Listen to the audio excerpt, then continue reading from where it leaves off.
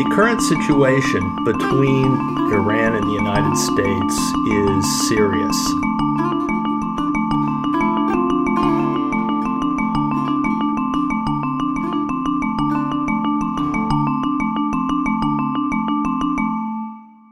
It is clearly the most serious situation since our rivalry with the Soviet Union up through the early 1980s. It is serious because we are threatening them with first use of nuclear weapons.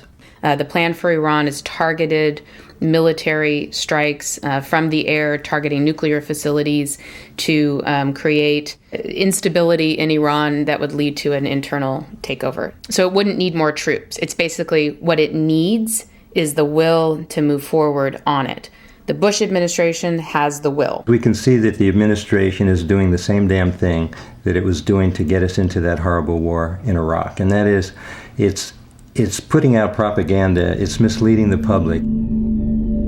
Vice President Cheney stood on an aircraft carrier 150 miles off the coast of Iran today to deliver a blunt message. We will stand with others to prevent Iran from gaining nuclear weapons and dominating this region. Why is the U.S. government trying to start a war with Iran? Basically, until 1979, U.S. and British oil companies owned most of Iran's oil. In 1979, with the Iranian Revolution, the oil companies were kicked out. Since that time, I think it's safe to argue that U.S. and British oil companies and our governments have felt that that oil really belongs to them and have been trying to get it back. It's a tremendous amount of oil. Oil is not just about the profits that would be yielded to oil companies if they owned the oil, although it is a lot about that. It's also about the global power garnered by who controls the last bits of global oil supply. 2/3 of the world's reserves of oil and natural gas is in the Middle East Central Asian region. The largest is in Saudi Arabia, the second largest in Iraq, and the third largest in Iran. Control of this region has been policy since the U.S. emerged a new world power after World War II. In order to dominate the world, we must control the world's oil, and we must not tolerate countries that show how independence and defiance of the U.S. is possible. Plain and simple, the U.S. agenda is world domination. Please, Chick, that hurts. Don't do it anymore. Are you gonna be on my side if I let you up? Sure, Chick, sure. I'm on your side. Just set me up. I'll do anything you say. Controlling oil means you have a stranglehold on the world economy, and you have a stranglehold on countries who use oil. Either they depend on it for their economy or they import oil. The U.S. established business and military partnerships with the dictators in the region. The Saudi royal family in Saudi Arabia, Saddam Hussein in Iraq, and the Shah in Iran.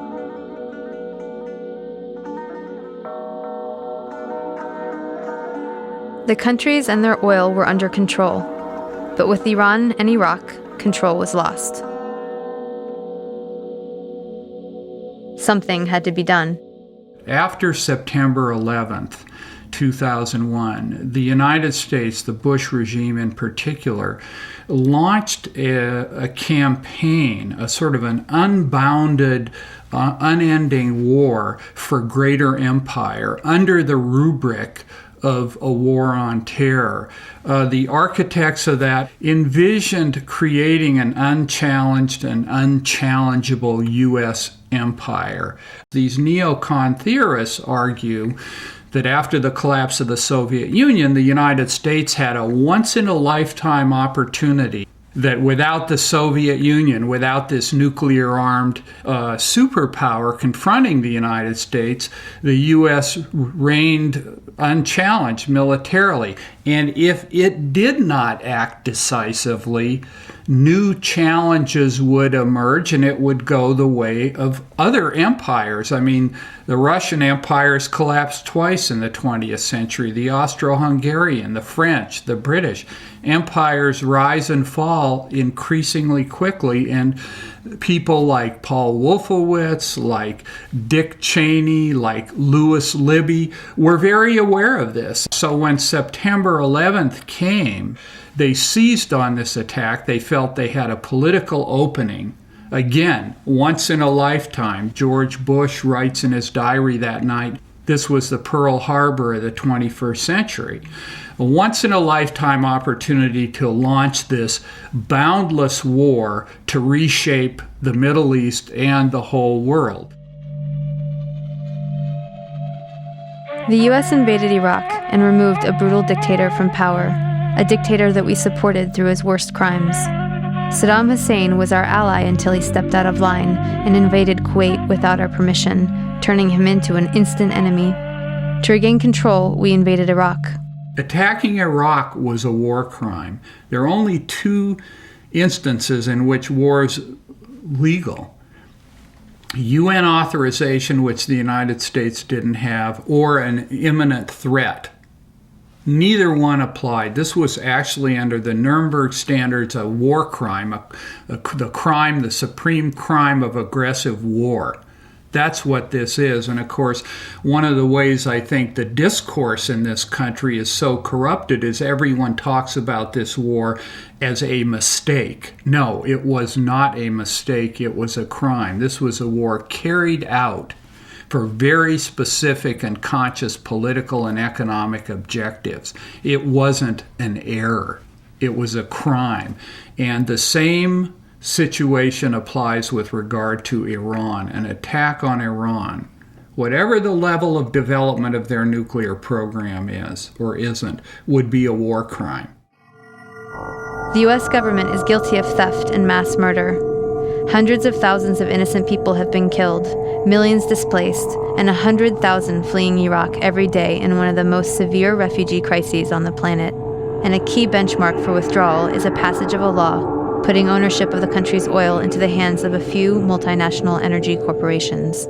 The only actors at this point that are likely to win the war in Iraq are U.S. oil corporations and oil industry folks. That's because the Bush administration has spent 4 years trying to change Iraq's oil industry from a nationalized model that before the war was essentially closed to U.S. oil corporations to a privatized model where essentially almost the entire Iraqi oil sector would be open to private foreign corporate ownership. And the Bush administration has been trying to do that through passage of a new oil law in Iraq so that an Iraqi government would pass the law would then be legal, and the Iraqi government would then sign contracts with U.S. oil companies, making it all on the up and up. So the slow process has been trying to get in place the right Iraqi government and then get the law passed in Iraq.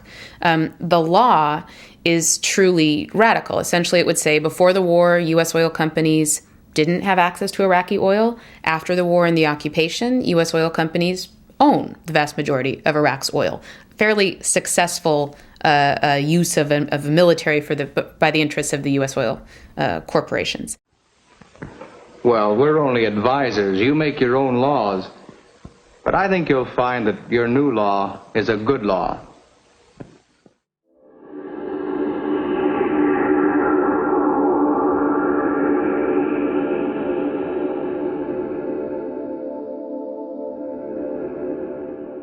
Gaining control of this Middle East, Central Asian region, knocking down any obstacles, whether they be in the form of anti-U.S. movements or states such as Iraq, Iran, Syria that weren't firmly under U.S. control.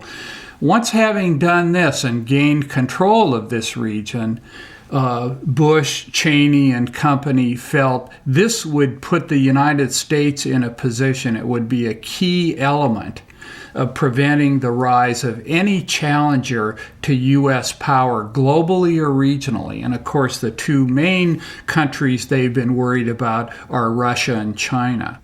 Now, this is something that these people conceive of as essential to the functioning of U.S. capitalism and to the continuation of the United States' role as the world's leading superpower. This isn't a frivolous or capricious exercise in their view. Now, of course, within the ruling class, there are plenty of people who argue they mishandled it and so on and so forth. But the core view. Now, one of the great ironies here is that the United States went into Iraq, as we all know, on the basis of very naked and blatant lies. There was no intelligence failure. They knew full well Saddam Hussein was not a grave and gathering threat and that he had been largely disarmed.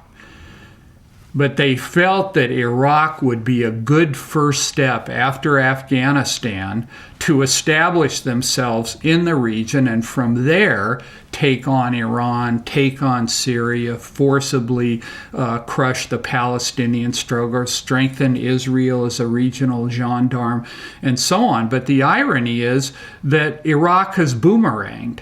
Iraq has actually weakened U.S. power in the region, strengthened Iran's power, and in that way actually added to the necessity they feel to take Iran down. Now the U.S. government is building the case for another unjust war, this time with Iran. The goal once again is regime change, to reclaim Iran as a client state favorable to U.S. military and corporate interests, including non-opposition to the Israeli government. Like Iraq, we are hearing more stories about Iran supporting terrorism and more warnings not to wait for the smoking gun to be a mushroom cloud. There are some similarities and some differences, and once again the news media is failing to give us the information we need, preferring instead to act as a megaphone for our government.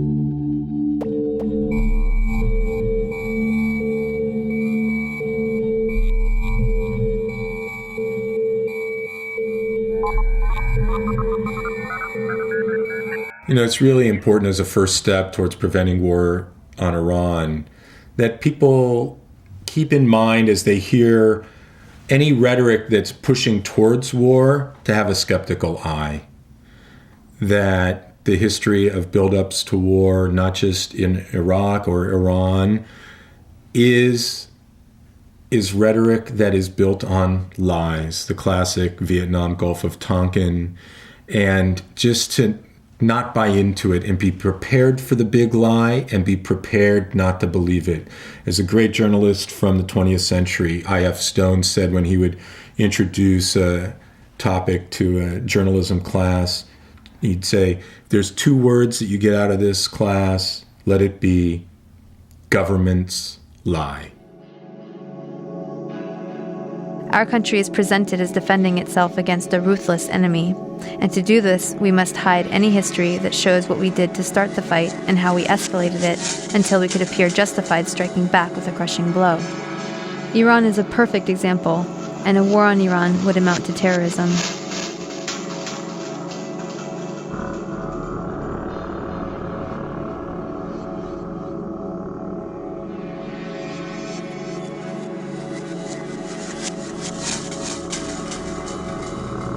Our second goal is to prevent regimes that sponsor terror from threatening America or our friends and allies with weapons of mass destruction. Iran aggressively pursues these weapons and exports terror, while an unelected few repress the Iranian people's hope for freedom. States like these and their terrorist allies constitute an axis of evil, arming to threaten the peace of the world.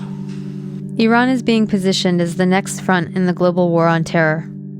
Despite the PR campaign to convince us otherwise, the U.S. government does not place a high priority on preventing terrorism.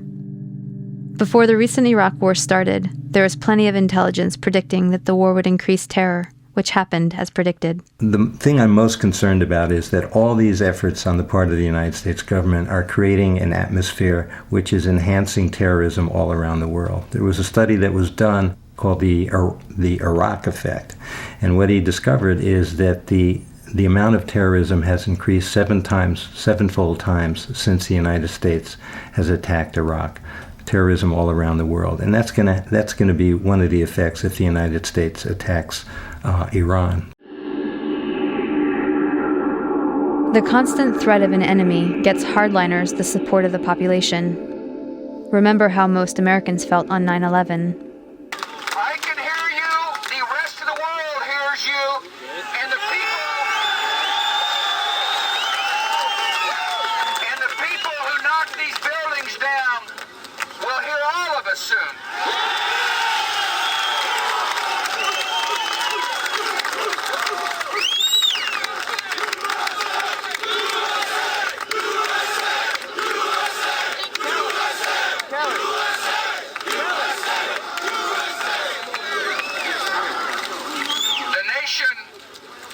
creation sends its love. When a country is at war, it needs a strong leader who will not appease its enemies. It must convince the population that its enemies are irrational and bent on its destruction. It works for the hardliners in Tehran, just like it works for the hardliners in Washington. This brings us to Ahmadinejad, the much maligned, ultra-conservative president of Iran. As can be expected, his unrepentant, anti-Zionist, anti-Israel displays and defiance of U.S. demands to abandon the nuclear energy program are the media focus for our official enemy. When it comes to Iran, I think it's important that people keep Iran in perspective. Iran does have real ambitions of being a major power in the Middle East, and that's something to take very seriously. And their current president, Ahmadinejad, is somebody who loves to make provocative speeches and to do some really awful things. Particularly for Jews and for Israel, the conference that was held in Tehran a few months ago, that was essentially a celebration of Holocaust denial. However, Iran tried to sort of tone that down. That's essentially what it was. This is something that really raises people's anger, and is certainly seen in the whole world as very provocative. On the other hand, there is this sense that Iran is a religious fanatic country that is willing to see as even have nuclear weapons fired at itself in order to wipe out Israel, and that's just preposterous. Iran has always been a rational player in world politics, which doesn't mean it's been nice, but it's pursued interests and tried to be a part of the global community. The United States has not been open to that since the revolution in 1979, but most of Europe has, and has been dealing with Iran ever since then. There's a competition in the region for regional power. So U.S., as we all know, is trying to get footholds in Iraq, and they have presence in Afghanistan and other parts of the region. So there's a competition for who could be, leading or who could be a kind of a regional power, and Iran is trying to be a regional superpower. But I don't think currently they're posing a serious threat to U.S. Iran has always seen itself on the sidelines of Middle East politics. The vast majority of the Middle East is Sunni, but the majority of Iraq and almost all of Iran is Shia. A notable exception is Iran's Jewish population with full political rights and a seat in parliament. Ahmadinejad is worried about being perceived as aligned with the U.S. As absurd as it sounds from a U.S. perspective, the U.S.-backed Shia government in Iraq looks like conspiracy to others. His audience is mostly the Arab populations outside of Iran. By pandering to anti-Israel sentiment, he tries to present himself as a leader in the Muslim world. Ahmadinejad, a mirror image of Bush in many ways, is also trying to appeal to his base, Iranian fundamentalists and the military. Israel might be wiped off the map. He stands up, he says Israel should be wiped off the map. Wiped off the map. Eliminate Israel from the face of the earth. Wiped off the map. Wipe Israel off the map. Wiped off the map. Wiped off the map. Destruction of Israel. Israel should be wiped off the map. Are we going to have to wait until there's a mushroom cloud over Jerusalem?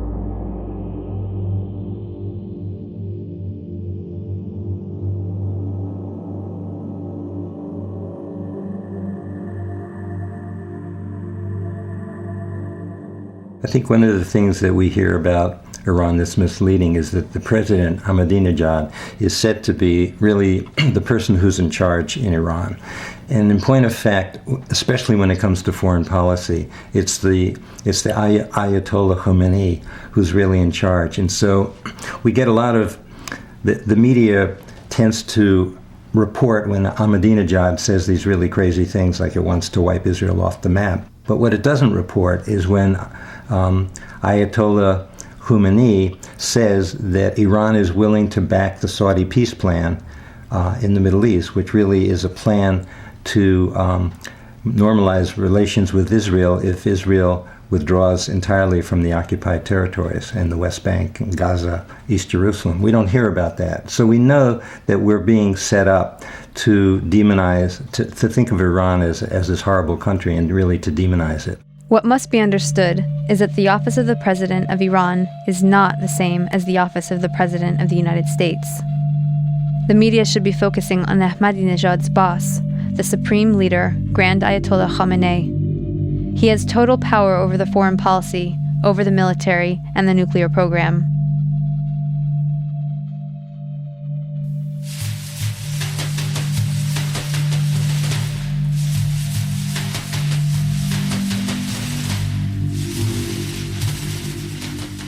Also left out of the media campaign is Iran's 2003 offer to President Bush. In exchange for being removed from the axis of evil, a guarantee of security, lifting of the sanctions, and allowing Europe to resume investing in Iran, Khamenei approved an offer to put all outstanding issues on the table. He offered to allow full nuclear inspections, to withdraw support for Hezbollah and Hamas, and to normalize relations with Israel if Israel withdraws from the occupied territories. The offer was delivered to Washington by a Swiss diplomat who was censured for even acknowledging it. The US chose escalation over peaceful resolution. The president of Iran is somewhat of a figurehead, and in order to gain influence, he is trying to appeal to the resentment of America and Israel that is rampant throughout the region. In order to understand this hostility and why Ahmadinejad got elected, and why no leader dares to appear pro-US or even to trust the UN, it is essential to understand the history of modern Iran. For most Americans, the story begins in 1979 with the Iranian Revolution and the hostage crisis. A group of revolutionary university students took over the American embassy in Tehran and held 52 diplomats hostage for 444 days. To help burn this into the American narrative, the news show Nightline was created with a nightly tally of the number of days since the crisis started. But to really understand, we have to go back to 1953, which is where the story begins for most Iranians. This was the year that the US overthrew Iran's democracy and installed the Shah, a pro-US dictator. In 1951, Dr. Mohammad Mossadegh was the first elected official who was appointed as Prime Minister of Iran by popular demand. He saw that the wealth needed to build Iran was leaving the country because over the past 50 years, its vast oil reserves were under British control at the hands of the Anglo-Iranian Oil Company, later to become BP or British Petroleum. So Mossadegh became hugely popular for nationalizing the oil industry and taking back the oil. Hugely popular at home, but quite unpopular with the British government. Britain took Iran to the World Court over the matter and lost. They tried to hit Iran's economy by blockading the Gulf and halting trade. They tried to convince the US to assist with regime change, but then President Truman was not interested. However, when US President Eisenhower took office in 1953, Britain was able to persuade him under the Cold War pretext that Mossadegh relied on Iran's Communist Party for power. The newly formed CIA was sent to engineer a coup, codenamed Operation Ajax. Iran's monarch, the Shah, returned to power. He had previously been weakened by the new parliament, a short democratic experiment designed to limit his powers. After 1953, he returned fully backed by UK and US power, and the oil was soon flowing under control of Britain, America, the Netherlands, and France. The Shah became increasingly arrogant, opulent, and autocratic over his 25-year rule. He instilled fear in the population with a secret police known as Savak, created by the American CIA and Israeli Mossad, that tortured and imprisoned those who dared to dissent. He crushed all political opposition. Troops were sent to massacre demonstrators. He pushed a white revolution to modernize and westernize the country, giving women the right to vote and other reforms. But ultimately, he served the elites and created a huge economic gap for the poor masses. Powerful religious leaders saw that he was forcibly trying to rid Iran of Islam in a country that was 90% Muslim. One of the Shah's leading critics, Ayatollah Ruhollah Khomeini, was arrested and imprisoned for 18 months. After his release in 1964, Khomeini was sent into exile for 14 years. From abroad, he continued his anti-US, anti-Shah campaign through sermons on cassette tapes that made their way back into Iran and circulated as people copied and shared them. By the end of the 1970s, things had gotten so bad that major protests and the violence that followed were becoming a regular occurrence. The Shah declared martial law and banned demonstrations. This resulted in a huge protest and a general strike that shut down the economy. Soon over 2 million people flooded a public square in Tehran, demanding to remove the Shah and for Khomeini to return, and that is exactly what happened. One important thing to note is that the CIA orchestrated the 1953 coup out of the very same American embassy in Tehran that was later the site of the hostage crisis, right after the Shah was overthrown by popular revolution in 1979. The students were convinced that once again, the U.S. had plans to overthrow their revolution. In fact, U.S. President Carter did send a NATO general to instigate a military coup, but it failed.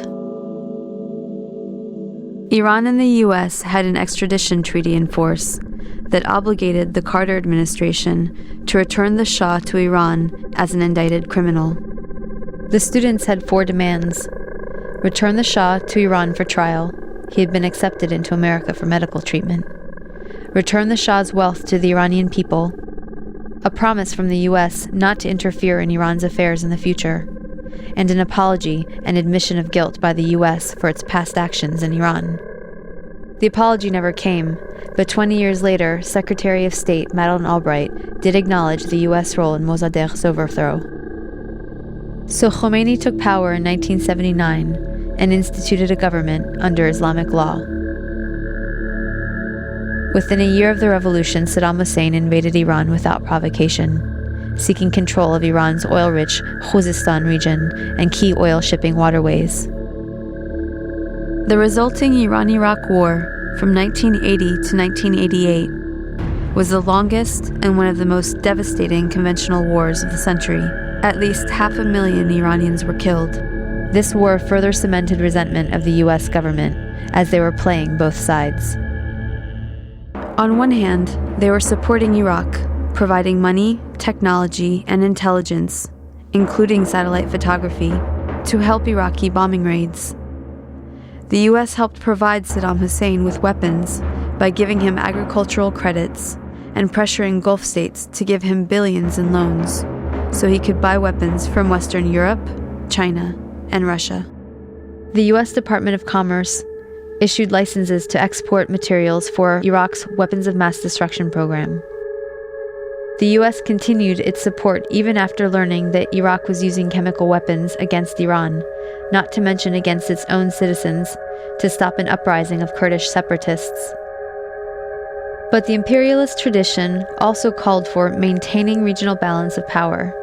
So the U.S. also armed Iran, not letting any one regional power get secure enough to dominate or to ally with its neighbors to challenge U.S. hegemony. In this case, it came in the form of the Iran-Contra scandal. U.S. President Reagan needed money to fund an unjustified war against Nicaragua, but was forbidden to do so by Congress.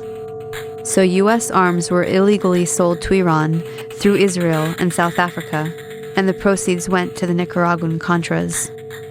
This allowed Reagan to get around Congress to support a campaign of kidnap, rape, torture, and murder for which the U.S. was convicted by the World Court for unlawful use of force.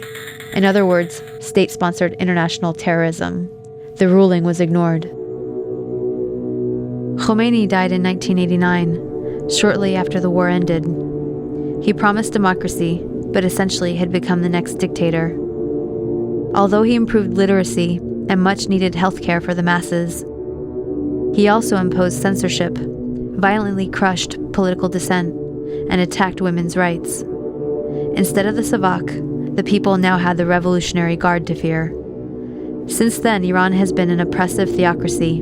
Khomeini was replaced by Khamenei, who remains supreme leader to this day. Yes, I think Iranian government is dangerous. It's dangerous mainly to people living inside Iran. They've been oppressing people. The current government is kind of a dictatorship, and they've done a lot of bad things to Iranian people. Iran is an Islamic republic that suppresses women. It suppresses movements for free speech. It's an oppressive government, and it is absolutely. And U.S. intervention is going to make it worse. It's made it worse in Iraq. It's made it worse in other contexts, and it's absolutely going to make it worse in Iran. The United States does not oppose the Islamic Republic because it's reactionary or repressive. All we need to do is look across the Persian Gulf to Saudi Arabia and understand that the United States has no trouble supporting reactionary, oppressive theocracies as long as they do the U.S.'s bidding. And we've seen in Iraq, did the United States bring freedom and liberation to Iraq? No, they succeeded in killing an estimated 650,000 people, making refugees out of 3 million, destroying the country, and actually strengthening the hand of Islamic fundamentalist Shias who want to impose their own theocracy in Iraq. So it's increased the nightmare of the Iraqi people.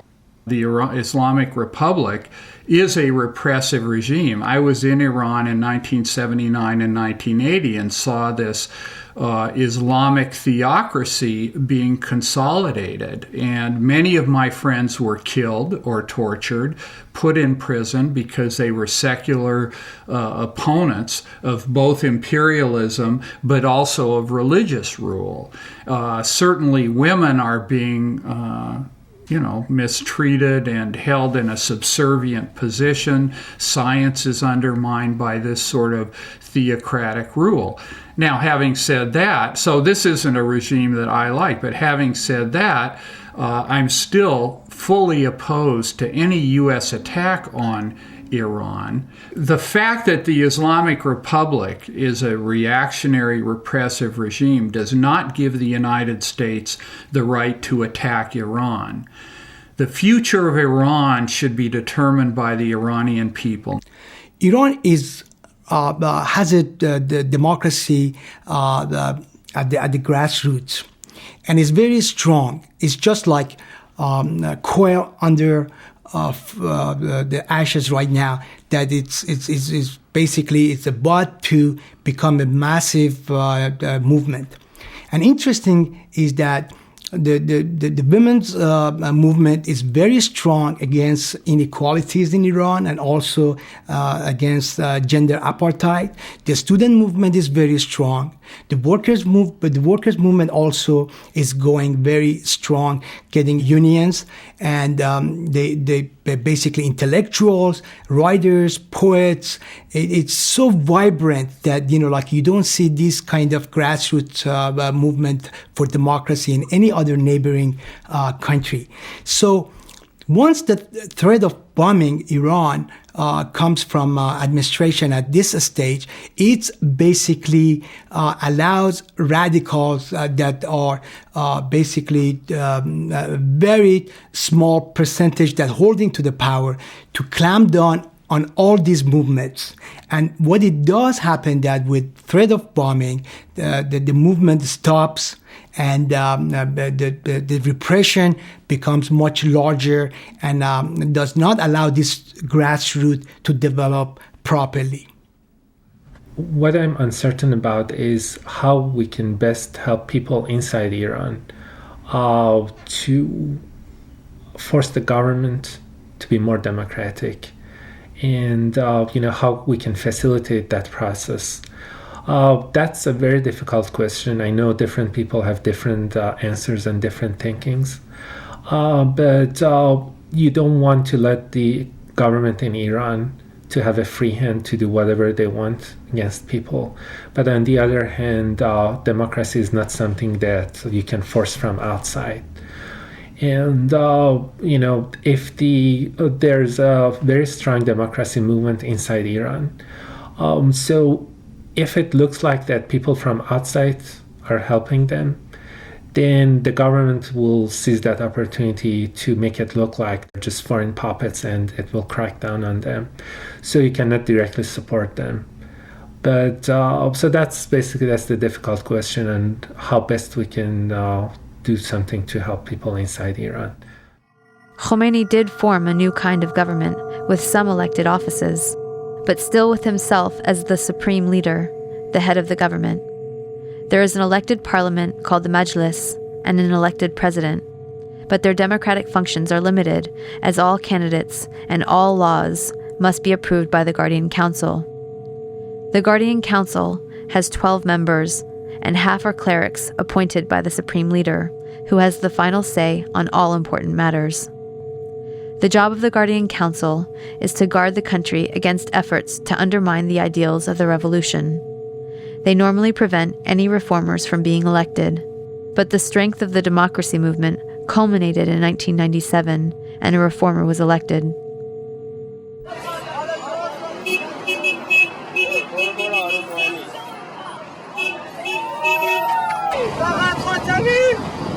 Only Khatami! Salam!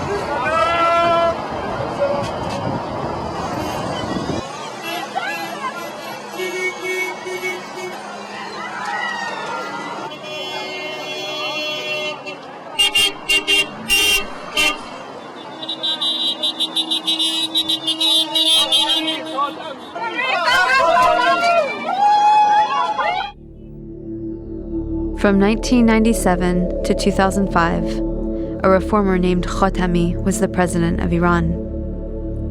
70% of Iran is 30 years old or younger, due to Khomeini's urging people to have children at the start of the revolution, and losing many of the older generation in the Iran-Iraq War. He won the election, in large part due to support from women and the country's youth, who pressed their parents to vote for him.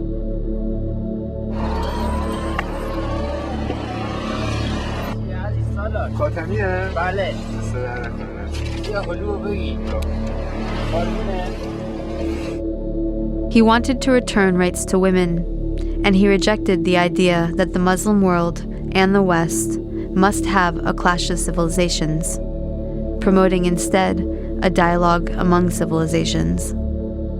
And like the US, the reformers can be undermined by more powerful interests. Khatami's reforms mostly failed, and when the conservatives used political assassinations of students and writers to destabilize the reformists, the people took to the streets in protest, and Khatami's response was silence and deference to the conservatives. His supporters began to turn against him.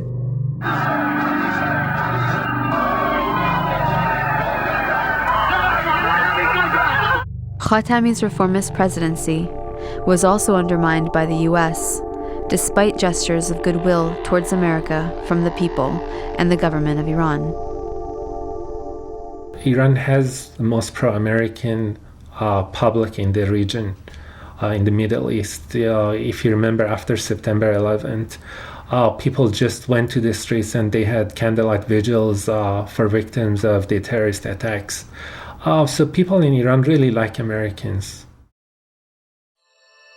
In addition to candlelight vigils in the streets of Tehran, Iran's supreme leader condemned the mass killings of 9/11 and compared them to the genocide in Hiroshima and Bosnia. Then, when the US invaded Afghanistan, Iran had a mutual interest for stability. They helped to oust the Taliban and to get the warlords that controlled the country outside of the capital to cooperate with the new US-backed president, Hamid Karzai. Indeed, without Iran's tacit approval, the Afghani government could not take hold. In 2002, when Bush named Iran as part of the Axis of Evil, it came as a shock to Iran. In 2003, when Bush invaded Iraq, it was obvious where things were headed, and it was less of a surprise that he rejected Iran's offer to give in to U.S. demands on all outstanding issues in exchange for guarantees of security. The Bush administration has no interest in a more democratic Iran. If they wanted to help Iran's democracy movement, they would have helped the reformers by accepting the offer, and they certainly wouldn't have designated Iran as part of the Axis of Evil. In 2005, enough people shifted support to the hardliners to put Ahmadinejad in office. A former mayor of Tehran, He had a reputation for being incorruptible and was the first non-cleric to win. He campaigned as a man of the people who promised economic prosperity for the poor masses. His main opponent, Rafsanjani, was a wealthy moderate cleric, and the reformers didn't dare run in elections that year. Many reformers even became anti-US. The US further helped the hardliners by getting the population to rally behind them on the nuclear energy program for peaceful civilian use, an inalienable right guaranteed to them by the Nuclear Non-Proliferation Treaty, or the NPT. The Non-Proliferation Treaty is a treaty that was signed in the late 1960s, and its aim was to curb what we call the horizontal proliferation of nuclear weapons. In other words, countries that heretofore had not had nuclear weapons power status would not themselves develop nuclear weapons. It was a bargain between the nuclear powers at the time, France, England, the United States, Russia, and China, and what we call the nuclear have-nots, that in return for them having the ability to develop civilian nuclear power, they would not use that technology and know-how to develop nuclear weapons. The nuclear weapon states themselves were pledged under Article 6 of the treaty to themselves undertake vigorous programs towards disarming their nuclear arsenal. Those nuclear weapon states have failed in their part of the bargain, and they've held on to their arsenal, setting a very terrible example for the rest of the world. For example, with the United States, while we're admonishing Iran to make their processes open, to not become a nuclear weapons power, that right now our government is proposing that we rev up the Department of Energy facilities to develop a new arsenal of nuclear warheads, which are called the Reliable Replacement Warheads. This project, which is projected to cost in the hundreds of millions of dollars, represents new nuclear weapons. And it's a shame that our government is actually taking the lead in starting a new nuclear arms race. It is actually our government with the largest nuclear arsenal that should be taking the lead in disarmament and to set by example the path that other countries should take. Violated its NPT obligations, continuing to develop new weapons, including those intended for use against Iran. Also, the US gives a pass to its allies, Israel, India, and Pakistan. None of them are signatories to the NPT, and yet the US supports development of their nuclear weapons program.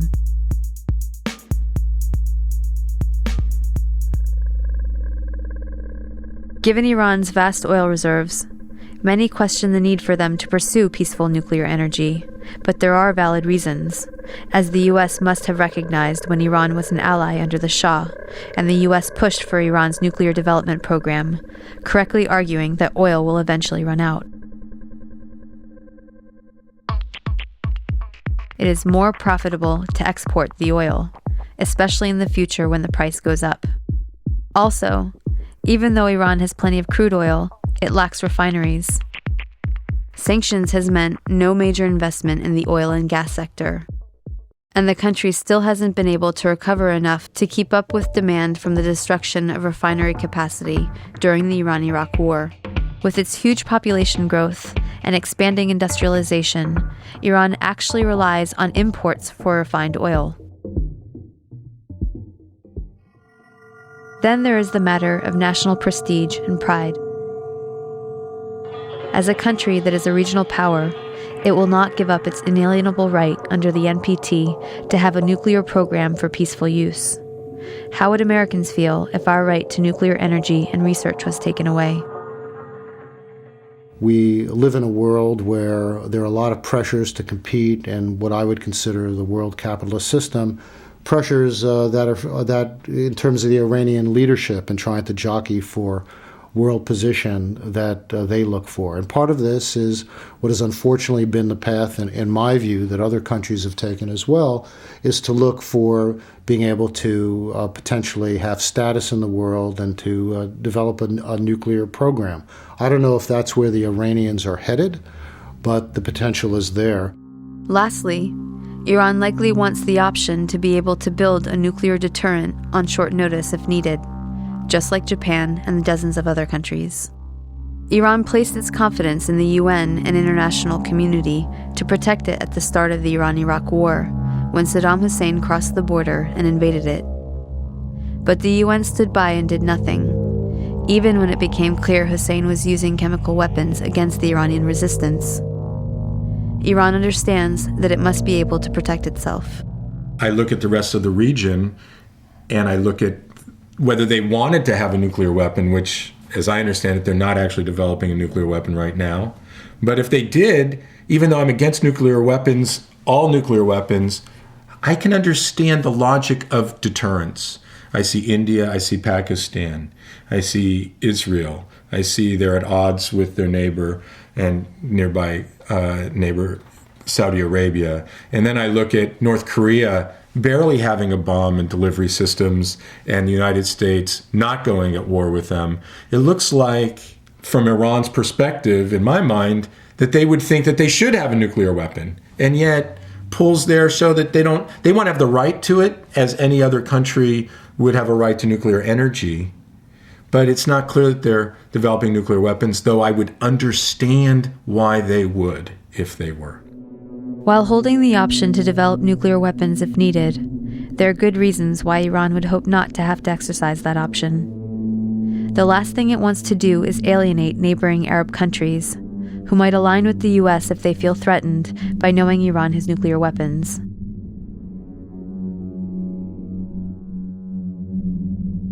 It would strengthen the US position and undermine Iran's regional influence. The Iranian government may not be lying when it says it has no intent to build weapons, as it has said consistently throughout the US campaign to portray this official enemy as an unreasonable, unrelenting threat to the world. Iran's supreme leader, Ayatollah Khamenei, has declared repeatedly that Iran will not attack or threaten any country. He has also issued a fatwa against production, stockpiling, and use of nuclear weapons, and banned nuclear weapons as sacrilegious. Iran has been a consistent supporter of the NPT and called for a nuclear weapons-free Middle East. Under U.S. pressure, the UN Security Council ordered Iran to stop enriching uranium and has imposed sanctions without justification. The International Atomic Energy Agency, or the IAEA, is in charge of monitoring the nuclear programs of all countries. The IAEA is supposed to work with countries to resolve issues and report them to the UN Security Council if they cannot be assured that a country has not diverted nuclear material for non-peaceful use. If that happens, the Security Council can then decide to impose sanctions or use force. In the case of Iran, there is no evidence that Iran is building or even intends to build nuclear weapons.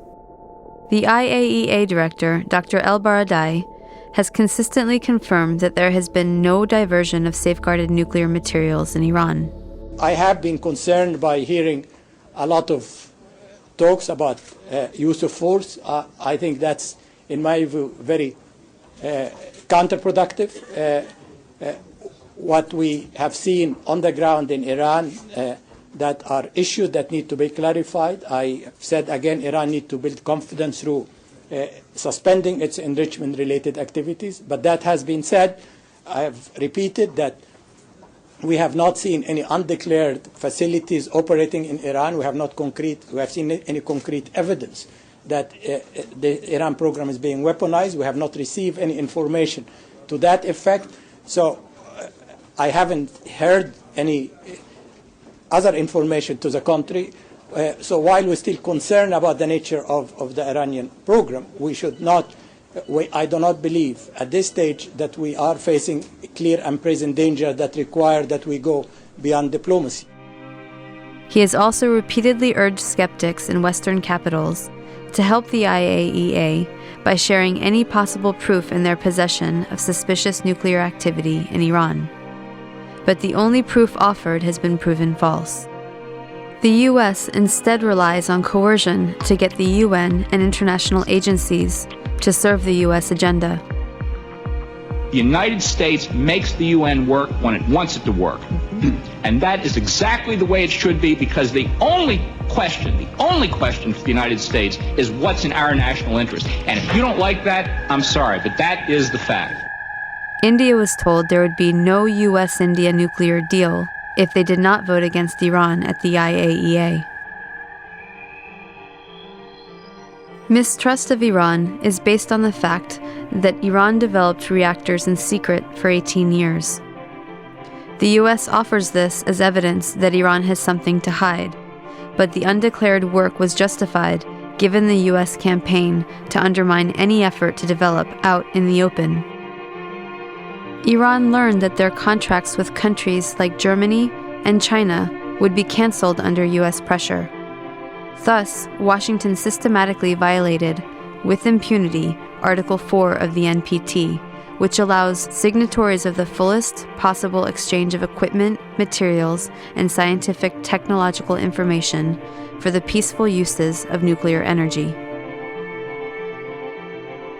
There are solutions to the transparency issues, such as putting all the world's nuclear energy production and distribution under international control. But since this doesn't give the U.S. control, such proposals are dismissed. We are left with escalation disguised as diplomacy, where U.S. offers to negotiate with Iran require that terms of the negotiation be conceded before the talks can even begin. Washington is not afraid of Iran becoming a nuclear threat anytime soon. Misleading the American public to believe otherwise is a pretext for war.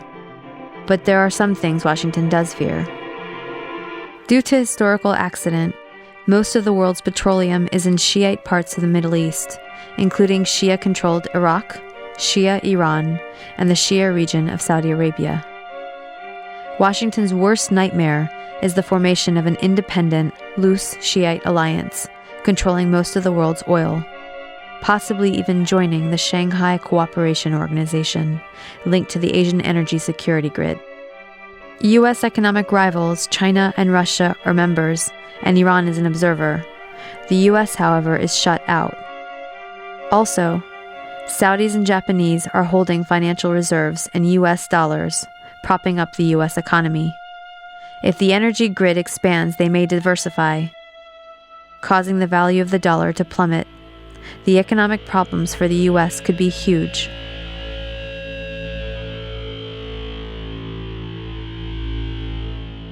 There are accusations that Iran is supporting terrorism. When we're talking about questions of sponsoring terrorism, I think we have to pull back a little bit and really ask what do we mean by terrorism? If we're looking at it from the standpoint of one definition, which is armed groups targeting civilians and causing innocent people to die for whatever reason that motivates them, there are indications that indeed Iran might be providing some support to groups who would undertake those type of actions. On the other hand, many of these same groups themselves have legitimate political grievances in terms of the ongoing situation in the Middle East, in terms of the situation, for example, in Israel and Palestine, where people are deprived of their rights. So if we look historically at the issue of terrorism, it can be said in many circumstances that one person's terrorist is another person's freedom fighter. We could certainly look at the history of South Africa, for example, to see where Nelson Mandela and the members of the African National Congress were painted as terrorists, and now we recognize their contributions to freedom in their country. Compared with this issue, we also have to look at what the experience of our country has been and what we have both directly and indirectly supported, which could equally be looked at as terrorism. So we can look at the fact of the wars in Central America of the 1980s, where we backed death squads in Guatemala and El Salvador, and we backed the counter-revolution in Nicaragua, all which targeted innocent people, which propagated severe human rights abuses, including torture on many of these people. We could look also going back to Africa in terms of the United States' cooperation with South Africa in suppressing the frontline regimes in Angola, Mozambique, and Guinea-Bissau. Countries that at the beginning had a real chance to make real change in their countries in the post-colonial era, but because of our interest in countering Soviet power during the time of the Cold War, we backed the most ruthless mercenaries, and millions of people died. The consequences of those types of policies, which are equivalent to what the carnage wrought by terrorism, has been, for example, in Africa, countries that are awash with arms, that our country permits small arms, hundreds of thousands to flood places like Africa, where the really terrible wars in places like Sierra Leone and other countries in West Africa flourish. So again, we really have to look at the responsibility going across many different countries in this case, and in particular, since we're here in the United States, to look at the prime responsibility of our country being the strongest superpower in the world is basically dictating the course of action for much of the way the rest of the world runs. Add this to the double hypocrisy of the U.S., one for complaining about Iran interfering in Iraq.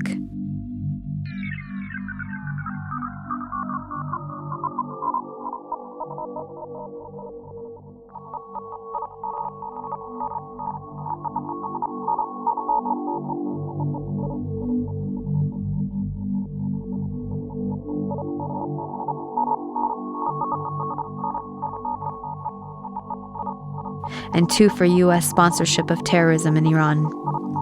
The U.S. Congress authorized tens of millions to promote democracy in Iran, which has meant using clandestine operations to stir up ethnic conflicts, funding and arming military groups and ethnic separatists to cause havoc and destabilization, with hopes that it will instigate a revolt. These are the same accusations being made against Iran. The new direction in U.S. policy is yet another imperialist tradition of divide and rule by funding and inciting region-wide sectarian conflict between Sunni and Shia. Further evidence that terrorism is not a priority to the U.S. policy planners is that they are funding militant Sunni Arabs in the region that are anti-U.S. and pro-Al-Qaeda to check the Shia power in Iran and Iraq. As long as there is conflict, the U.S. can justify its military presence. The U.S. has also taken more direct confrontation with Iran in preparation for war. An attack force has been sent to the Gulf with aircraft carriers waiting for orders to start bombing on 24 hours' notice. The first was the USS Eisenhower, named after the man responsible for the last time the U.S. overthrew their government. U.S. forces have Iran surrounded on both sides, occupying Iraq and Afghanistan. Under U.S. pressure, they are isolated from the international community. The U.S. has sent over 100 long-range jet bombers to Israel. This was advertised in the Israeli press for Iranian intelligence to know that they are capable of hitting Iran, as they did in Iraq to bomb the Osirak nuclear reactor. The threats alone made by the U.S. are illegal, as the UN Charter prohibits threat or use of force.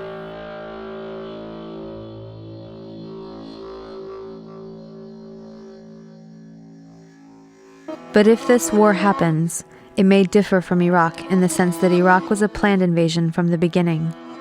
Iran is a game of chicken that could turn into a war. Each side thinks it has the upper hand and believes if it can hold out, it will be in a better position to negotiate, forcing the other side to back down. But neither side seems willing to back down. The U.S. is overconfident because it scared Europe onto its side and now has unified support across the board.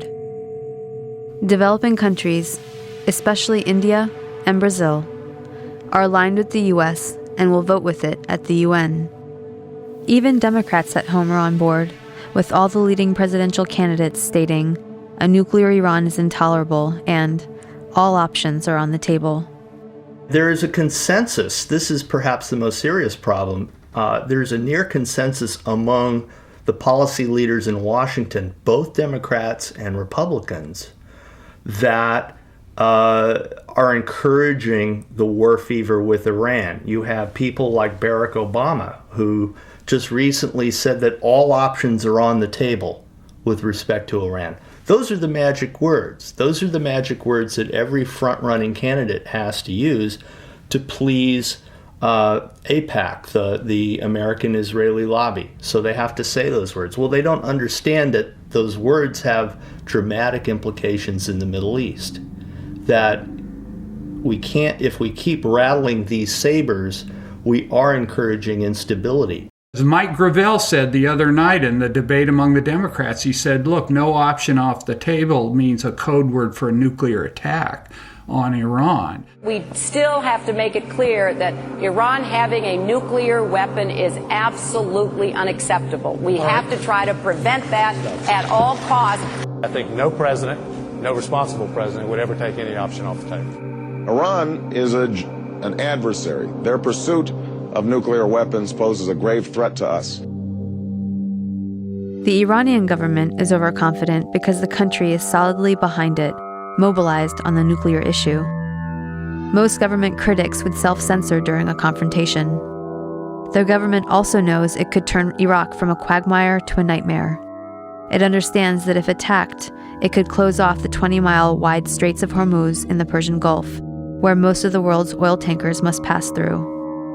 Oil prices would double overnight, devastating economies around the world. And not least, it knows that most Americans are against Bush and don't want war with Iran. So the danger is that the situation will escalate. The U.S. goes to the UN for sanctions, expecting Iran to back down. Iran sees this as in the tradition of imperial ultimatums, knowing that those who give in are seen as traitors, and those who stand up to the U.S. are seen as heroes. Iran withdraws from the NPT and proceeds full steam ahead with the nuclear program. The U.S. and/or Israel might then have limited airstrikes, claiming it will only be a few days with no civilians targeted, thinking then that Iran will back down. Or we might see a much larger bombing campaign, especially since we don't know where all the hidden nuclear sites reside, and since there is an expressed interest in taking out the entire Iranian military. The result would be mass destruction of the country, countless innocent lives, and a new generation of jihadi freedom fighters. Again, this is not a big problem for Washington. Iran's response would not be to directly attack the U.S. or Israel, knowing it would mean the instant destruction of Iran. Instead, it would likely hit back where it has the upper hand, in Iraq and Afghanistan.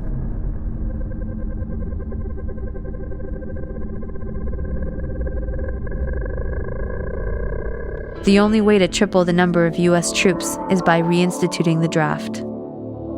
So what should the U.S. do instead of escalating war? We should not allow to become numb to the suffering of ordinary people. We should not allow killing by just blink of an eye. It's very important to lead by an example. I personally believe that the U.S. ought to lead the entire world by an example. Resolving all global issues through persuasion, not fear. Through cooperation, not confrontation. In the First World War, the major casualties were combatant soldiers. But as the wars have increased over the years, the major casualties, the major loss of life, have been non-combatants, have been civilians. And therefore, I don't think one can anymore justify wars unless it's absolutely necessary as a defense because your country's being attacked. There's a wonderful phrase by Howard Zinn, and he said, "No flag is large enough to cover the shame of innocent people killed in war." And I think that's really what we have to keep in mind. That has to be what motivates us to stop these goddamn wars. A war would be unjustified, first off, because there are many other ways to try to deal with the situation in Iran without going to war. So we have international mechanisms such as having mutual support from the nuclear weapons powers and from the nuclear wannabes to be able to work the issue of the Iranian nuclear program out through diplomacy and, again, by having mutuality in terms of respect for the treaty, whereby the nuclear weapons powers would lead by example. And sanctions, even, which is not diplomacy. Sanctions are an offensive act that will not bring reduced tension. The United States, has used nuclear weapons. We are violating the Nuclear Non-Proliferation Treaty. We are violating, I think, the Anti-Ballistic Missile Treaty. We are on the verge of wiping out international law as a basis for governments in conflict not going to war. We have over 10,000 nuclear weapons. We have by far and away the largest military in the world, and we think we're exceptional. We think that we are not bound by international law, and history tells us that every country that treats itself as exceptional eventually gets into big trouble. The Germans thought they were exceptional. Before that, the British thought they were exceptional. And over again, governments and peoples that think that they are the chosen one, that the laws of international conventions don't apply to them, eventually they do get their comeuppance. We have to become less exceptional in our attitudes towards these countries and a little bit more appreciative of their history. That has not happened. Unfortunately, that's going to require a significant change of consciousness. We can end the threat to the U.S. if we end the threat we make to others. We must end the U.S. threat to Iran. End the sanctions. Live up to our end of the NPT and stop developing new weapons. And reduce the ones we have. Sit down and negotiate. But in order to achieve a lasting solution against imperialist aggression, both our own and any powers that arise in the future, sooner or later, we need to have fundamental changes in support of international law and justice. We should make the UN Security Council a rotating body with no permanent members, not allow any country to have veto powers, and we need to accept the authority of the World Court. Intervention should only be allowed according to the rules of international law set by the UN. The US should withdraw from Iraq, Afghanistan, and the rest of the Middle East and pay reparations. We should end US contracts so Iraqis can rebuild Iraq. We should help Israel and Palestine achieve peace by not vetoing the UN resolution to return to pre-1967 borders. We must renounce the U.S. strategy of global military and economic empire. There's a dynamic that's going on in the Middle East of what I would refer to as two outmodeds clashing with each other. An outmoded form of politics and economy from the West, in other words, empire or imperialism, clashing with an outmoded form of politics and ideology in countries like Iraq and Iran and so on, which is Islamic fundamentalism.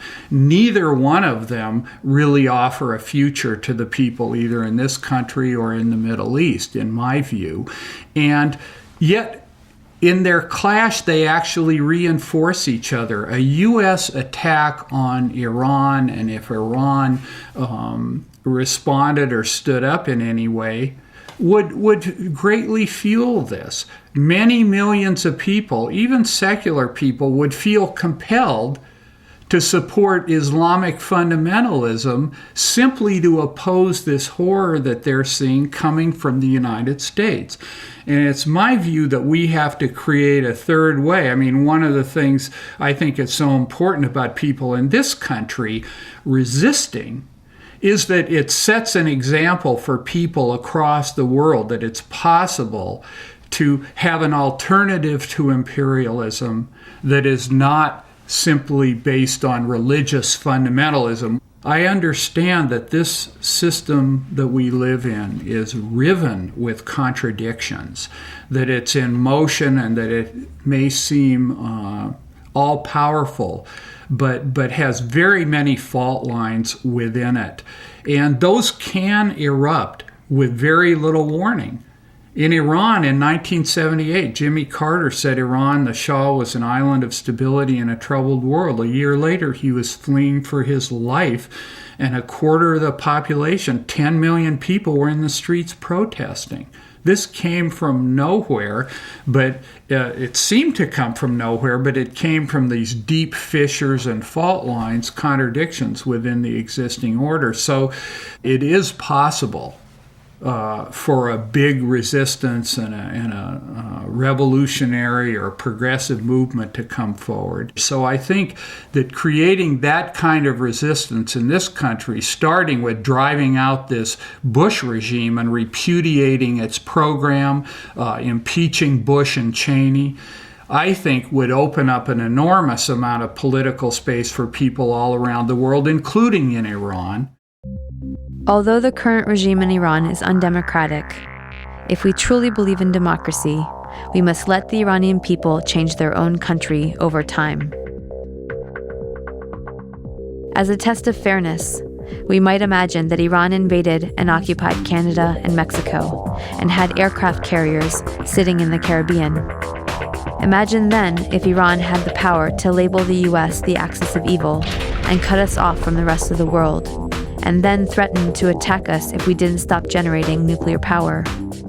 What if Iran had overthrown the US government 50 years ago and installed a dictator friendly to Iranian interests, who kept it in power for 25 years? At that point, imagine that Christian fundamentalists, who currently represent about a third of the US, took power and began ruling under church law, followed by an unprovoked invasion by Canada, supported by Iran and ignored by the UN, in which it nearly destroyed the US. Would it be possible to imagine Iran as liberators?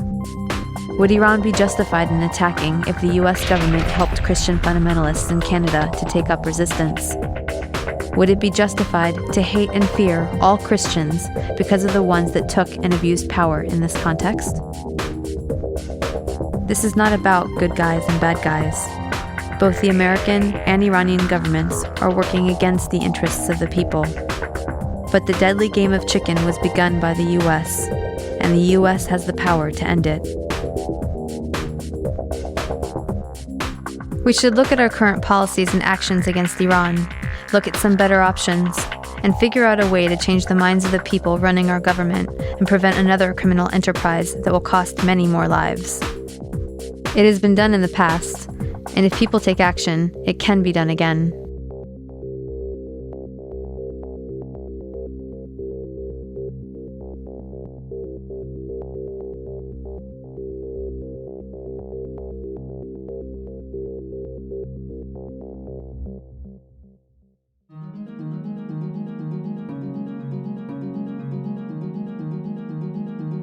My name is Sahar Driver. I'm an Iranian American living in the Bay Area. I'm in the doctoral program in a post-colonial anthropology program.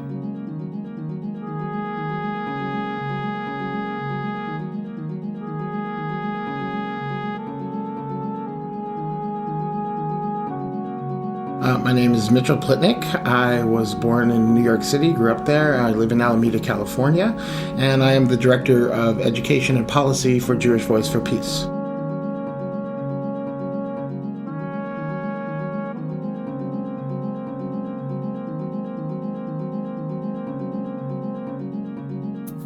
My name is Jim Haber. I'm from the San Francisco Bay Area, and I've been helping run a soup kitchen for the last 21 years, full-time for 13, providing service as well as advocacy and organizing.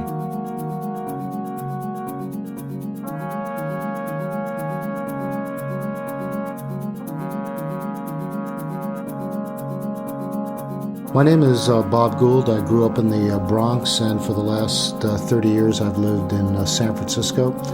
I work at Kaiser Hospital in San Jose as a pathologist, where I've worked there since 1981. I'm also, since 1989, the president of the San Francisco Bay Area chapter of Physicians for Social Responsibility.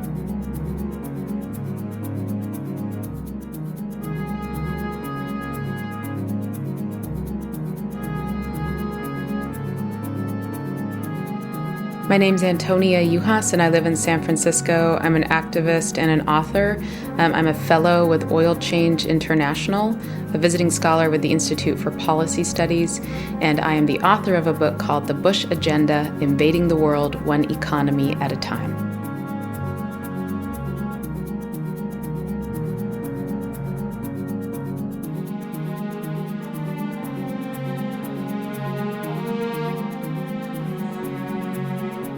My name is David Glick.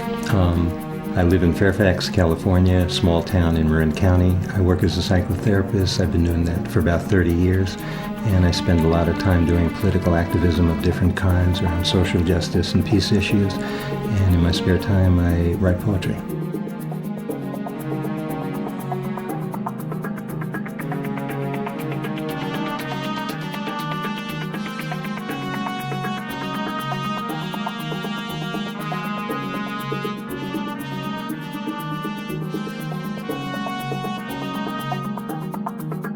My name is Majid Barida, born in Tehran, Iran.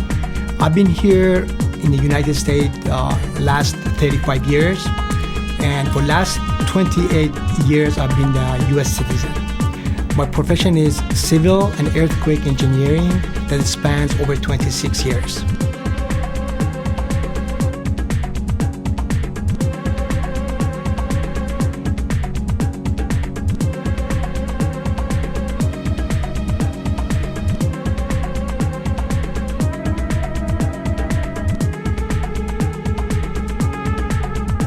I'm Larry Everest. I'm from Berkeley, California.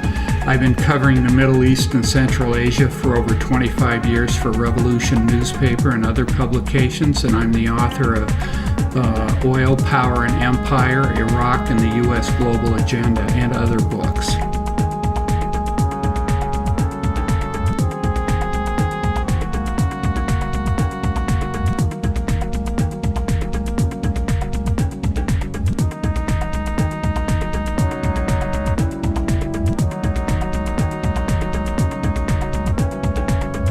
My name is Mike Valuva. I'm an attorney. I'm in private practice in Walnut Creek.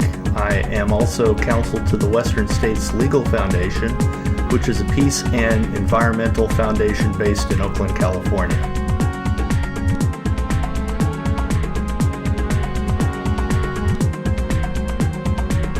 My name is Shahab Laegi. I'm originally from Iran. I immigrated to the United States about 15 years ago, and I've been a citizen for the past 3.5 years. I'm an engineer. I'm a software engineer. I live in Redwood City, California. It's in the Bay Area. And